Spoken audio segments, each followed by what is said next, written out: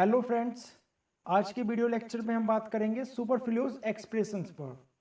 It means कुछ ऐसे sentences जो हम अक्सर गलत बोलते हैं, यानी उन सेंटेंसेस में कुछ वर्ड हम एक्स्ट्रा यूज कर देते हैं जिनकी कोई ज़रूरत नहीं है।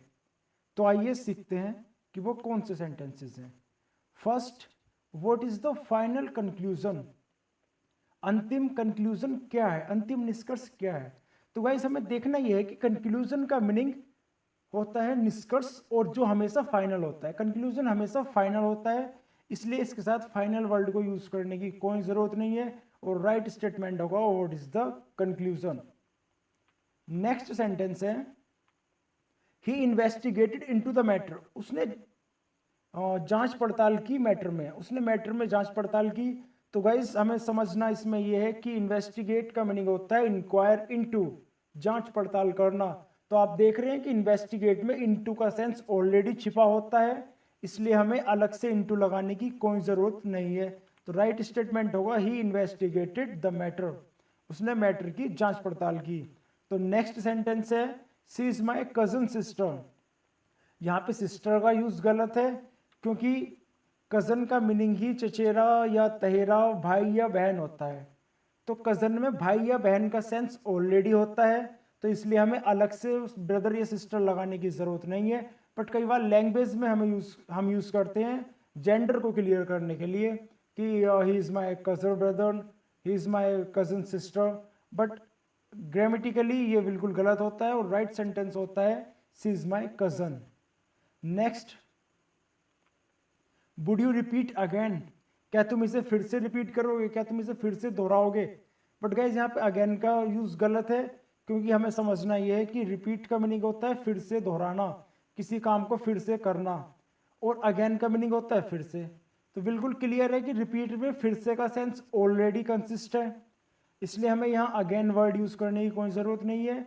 हम डायरेक्ट बोल सकते हैं वुड यू रिपीट, क्या तुम फिर से दोहराओगे, क्या तुम फिर से इस बात को कहोगे या इस काम को करोगे। तो फिर से का सेंस रिपीट में ऑलरेडी होता है, इसलिए अगेन यूज नहीं करेंगे। और नेक्स्ट सेंटेंस है यू आर काइंडली रिक्वेस्टेड, आपसे प्रार्थना की जाती है। तो गाइस काइंडली और रिक्वेस्ट दोनों का मीनिंग और रेस्पेक्ट शो करने के लिए होता है, दोनों को यूज हम रेस्पेक्ट शो करने के लिए करते हैं। अब अगर हमने रिक्वेस्टेड वर्ड यूज किया है तो इससे रेस्पेक्ट ऑलरेडी शो हो रही है, तो हमें काइंडली यूज करने की कोई जरूरत नहीं है। तो राइट स्टेटमेंट होगा यू आर रिक्वेस्टेड, आपसे प्रार्थना की जाती है। और नेक्स्ट है I have been waiting for a long period of time, कि मैं एक लंबे समय से वेट कर रहा हूं। तो गाइस समझना यह है कि पीरियड का मीनिंग होता है ग्रुप ऑफ टाइम, कि टाइम का एक समूह, समय का समूह। तो गाइस आप देख पा रहे हैं कि टाइम का सेंस पीरियड में ऑलरेडी है, इसलिए हमें अलग से टाइम लगाने की कोई जरूरत नहीं है। तो राइट स्टेटमेंट होगा I have been waiting for a long period of time, मैं एक लंबे समय से वेट कर रहा हूं। आगे बढ़ते हैं। ही गोट पासिंग मार्क्स, उसे बस पास होने लायक मार्क्स मिले, हम बोलते हैं पासिंग मार्क्स, जो बिल्कुल गलत होता है। और राइट स्टेटमेंट होता है ही गोट पास मार्क्स। तो गाइस हमेशा पास मार्क्स सही होता है, पासिंग मार्क्स गलत होता है। Next, he is a coward man. Coward का मीनिंग होता है कायर, और इसके साथ हम मैन या वुमेन यूज नहीं करेंगे, क्योंकि ये नाउन होता है, कोवार्ड नाउन होता है, और इस सेंटेंस में ये एडजेक्टिव की तरह यूज हुआ है, जो कि बिल्कुल गलत है। तो इसका राइट स्टेटमेंट होगा ही इज अ कोवार्ड, वह एक कायर है, क्योंकि कोवार्ड नाउन होता है, इसको नाउन की तरह यूज करेंगे। Next, I met a lady doctor yesterday, I met a lady doctor yesterday, मैं एक लेडी डॉक्टर से मिला कल। तो गाइज हम अक्सर बोलते हैं lady doctor, lady inspector, lady conductor, lady teacher, जो कि बिल्कुल गलत होता है ग्रामेटिकली, और इसके लिए हमेशा हम यूज करते हैं women. I met a women doctor yesterday, मैं कल एक वुमेन डॉक्टर से मिला। Next, suppose if you were a king, suppose if you were a king, अगर तुम एक राजा होते। तो गाइस हमें यह ध्यान रखना है कि सपोज और इफ, इनमें से हमेशा किसी एक को यूज करते हैं, दोनों एक साथ यूज कभी नहीं होते। तो राइट स्टेटमेंट होगा if you were a king, अगर तुम एक राजा होते। Next, there is no space in the bus, bus में कोई स्पेस नहीं है, कोई जगह नहीं है। बट इसमें स्पेस वर्ड गलत होता है और राइट स्टेटमेंट होता है there is no room in the bus. क्योंकि गाइस स्पेस का मतलब ये होता है कि बस में लोग ऊपर तक बैठे हुए हैं, बस की छत से लोग टच होके बैठे हुए हैं, ऊपर तक बिल्कुल स्पेस नहीं है, स्पेस उसको बोलते हैं। बट हमें बोलना है लोग बस में ऊपर तक थोड़ी ना बैठते हैं, सीट पे तो बैठते हैं, सीट फुल है, बस फुल है, इसलिए हम कहेंगे there is no room in the bus. तो स्पेस यूज नहीं करेंगे, रूम वर्ड यूज करेंगे। नेक्स्ट, इस सेंटेंस में हमेशा रूम ही यूज करना है, ये ध्यान रखना।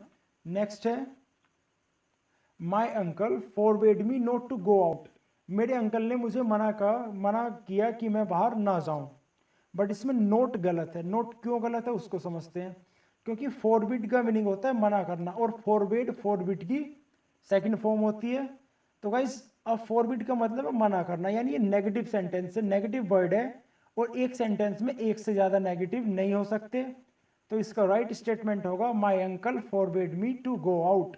मेरे अंकल ने मुझे मना किया बाहर जाने को। तो इस बात को ध्यान रखना, एक सेंटेंस में एक से ज्यादा नेगेटिव नहीं हो सकते। नेक्स्ट है ही denied that he was not present in the meeting.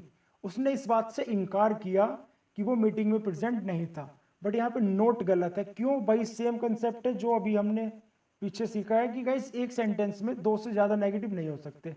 Deny का मतलब होता है इनकार करना, किसी चीज से मना करना।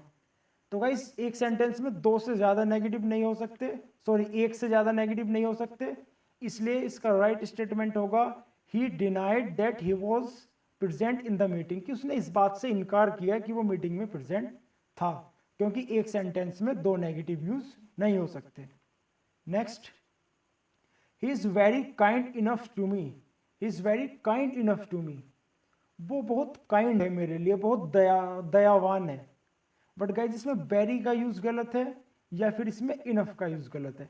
क्योंकि इस तरह के सेंटेंसेस में वेरी या इनफ में से एक यूज करते हैं। किसी भी सेंटेंस में वेरी या इनफ एक साथ कभी नहीं आ सकते, या तो वेरी आएगा या फिर इनफ आएगा, इनमें से हमेशा एक का यूज होगा।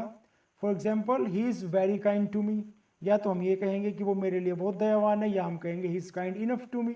तो दोनों में से किसी एक को यूज करते हैं। Next, put your sign here. यहां पर अपने साइन कर दीजिए। बट यहां पे साइन गलत है। क्यों? क्योंकि हमें समझना है साइन वर्ब होती है और इसका नाउन होता है सिग्नेचर, और जहां पे साइन लिखा है ये प्लेस है नाउन का, तो हमें वर्ब को रिप्लेस करना है नाउन से, और साइन का नाउन होता है सिग्नेचर। इसलिए राइट स्टेटमेंट होगा put your signature here. Next, this is more better. यह और ज्यादा अच्छा है। दिस इज मोर बेटर, यह और ज्यादा अच्छा है। बट यहां पे मोर गलत है। क्यों? उस चीज को समझते हैं। बेटर का मीनिंग होता है मोर गुड, बेटर का मीनिंग होता है और अच्छा, बेहतर। तो गाइस जब बेटर में मोर का सेंस ऑलरेडी कंसिस्ट है, तो हमें अलग से मोर यूज करने की जरूरत नहीं है। तो राइट स्टेटमेंट होगा दिस इज बेटर, यह बेहतर है। नेक्स्ट, तो गाइस आज की वीडियो में बस इतना ही। मिलते हैं अगली वीडियो में, तब तक के लिए गुड बाय।